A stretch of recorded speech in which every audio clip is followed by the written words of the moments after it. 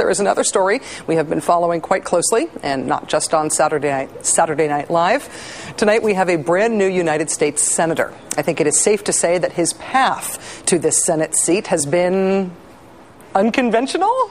It was the get appointed to the Senate by your embattled governor who by some accounts is likely to be forcibly removed from office in the next 3 weeks because he's under investigation for trying to sell that very same Senate seat path to the Senate. On Friday, you will recall Illinois Governor Rod Blagojevich was impeached by the Illinois House of Representatives for, among other things, allegedly trying to auction off President-elect Barack Obama's now vacant U.S. Senate seat for things that would be of value to the governor himself, preferably things with giant dollar signs on them. Illinois State Representative John Fritchie told us Friday, after casting his yes vote for impeachment, that it'll be a matter of just a few weeks before Mr. Blagojevich is removed from office by the Illinois Senate. That was on Friday. Today is Monday. And today, Governor Blagojevich sort of won. Roland Burris, the man Blagojevich selected to fill that vacant Senate seat, was told that he will get that seat. Impeachment, schmimpeachment. This afternoon, Mr. Burris was seated in the U.S. Senate by the Chamber's Democratic caucus. Now, at first, Mr. Burris faced political resistance from the Illinois Secretary of State and from Senate Democrats. They pledged they would not seat anyone appointed by Governor F-word, no matter who it was. Then Mr. Burris was not allowed to take his seat when he showed up in Washington, D.C. last week because he allegedly didn't have the proper paperwork. Now, an appropriate piece of paper has been found with the Illinois Secretary of State's signature on it. This is all stuff for the encyclopedia entry on Roland Burris, at which future generations will scratch their heads and say, wait, what? How did this go? But anyway, Mr. Burris's paperwork today was approved, and Mr. Burris should take the oath of office of his new office later this week. All along, amid the righteous din and indignation and disbelief from Washington to Chicago to Springfield to everywhere else, Roland Burris alone consistently said that he knew what to call Roland Burris. I'm a United States Senator. They cannot stop me from doing my senatorial duties, but I am the junior senator according to every law book in the nation. I am the junior senator from the state of Illinois. Members of the media, my name is Roland Burris, the junior senator from the state of Illinois. That repeated insistence is not looking so audacious tonight.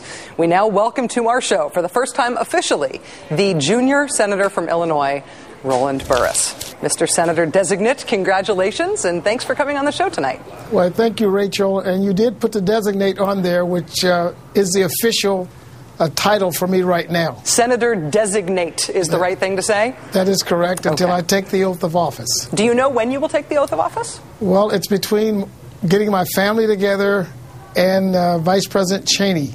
We're trying to match our schedules. It will be either on Wednesday or Thursday. And it will have to be, if we can't get Vice President Cheney, then we will use one of our other distinguished senators to swear us in. Not very many people in America have the occasion to say, getting my family together with Vice President Cheney. You are in a very small amount of company. Mr. Burris, you are now the sole African American in the United States Senate. You have arrived there by a very circuitous path. After you are sworn in and you officially become senator, what's your first priority? Well, my first priority is to learn the rules and regulations of the august body. And, of course, in terms of legislation and problems with the country, is to certainly look at what President Obama would have sent to us and then begin to work on that stimulus package so that we can get people in this state and in the nation back to work so people can earn money. And their earnings will then allow them, of course, to spend and then improve our economy. We must also do infrastructure legislation and, infrastructure funding so that we can do our roads and our bridges and our water for purification and greening of our cities. So I'm ready to hit the ground running on those issues that are impacting our state and our nation. One of the issues that has divided Senate Democrats, although that may be too strong a word at this point, there's at least discussion among Senate Democrats, is on the issue of that stimulus package. How much of it should be government spending in the pure sense and how much of it should be tax cuts? Do you yet have an opinion on whether or not tax cuts should be a major part of this initial approach to the economic crisis? Yeah, I noticed that President-elect Obama has made some amends to what he was offered on the campaign trail.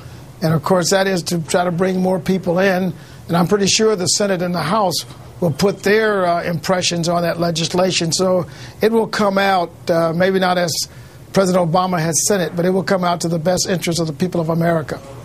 The questions and controversies and the long process surrounding your appointment have taken up a lot of the Senate's time and attention over the past week as they really settle in now at the start of the 111th Congress. Do you have any regrets about having accepted this appointment and fighting for the seat in this way, even if it did make you into sort of a distraction for the Senate at a critical time? Well, I definitely, Rachel, have no regrets because my whole goal in accepting that appointment from the governor was to be a person and a public servant on behalf of Illinois. I didn't want Illinois to go into this 111th Congress shorthanded. And so with the strength of my community and my friends and supporters all encouraging me to move forward, I found no regrets whatsoever because my whole life I've set out to be a public servant. And that's what I love to continue to do. And now I have the opportunity to even help us in this distinguished body of the United States Senate. Now that the question of your appointment seems all but settled, there is still the question of your ongoing relationship with Governor Blagojevich. I know that before you were appointed to the Senate, you called the evidence against the governor pretty appalling. President-elect Obama has called on the governor to resign. Do you agree with Mr. Obama on that? Well, what I said at the time when our Attorney General had brought an action to have the governor to step aside, that if what was true and it was proven in the court, naturally the governor should suffer the consequences of his actions should they be proven. But we also understand that you're innocent until you're proven guilty, and so we end up with a situation where the governor is going to have to face the consequences that we say that he made for himself. But that does not in any way cause me to condone his actions or say that his actions were, they were reprehensible. If what they say is true, I mean, if proven to be true, then there's no way that I could condone that type of behavior of the chief executive seeking to sell a Senate seat. I mean, that is, just unconscionable. The Illinois House of Representatives has voted to impeach him. The vote was 114-1. We know that the Illinois State Senate will take up a vote to convict and possibly remove him from office, and that will happen shortly. If you were in the Illinois State Senate right now, do you know how you would vote? That is too hypothetical. I am not a senator, Rachel, and I don't even want to go down that path because I will not be privy to the evidence and be submitted. And this is in cross-examinations, so there's still a burden of proof on the prosecutors in this case to at least convince 40 of our state senators that what the governor has done is a convictable offense after the impeachment. You recall President Clinton's situation when he was impeached by the House, but they could not get a conviction in the Senate, and he continued to serve out very successfully the rest of his term.